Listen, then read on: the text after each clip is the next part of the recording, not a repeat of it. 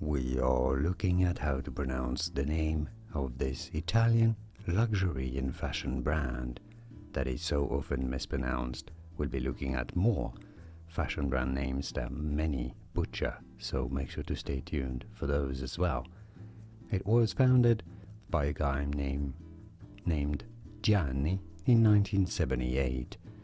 So how do you say it? Well, many pronounce it as Versace, right? Which I guess is better than Versace, because yes, one C in Italian sounds like CH. So Versace is getting a little close enough, but in Italian this is said as Versace, Versace, Versace. So it'd be fine in English if you cannot roll your R's to say it as at least Versace, Versace, not Versace.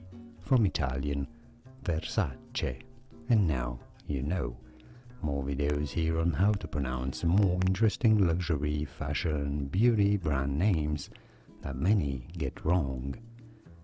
I'll see you there to learn more, so you don't pronounce it wrongly anymore. Thanks for watching.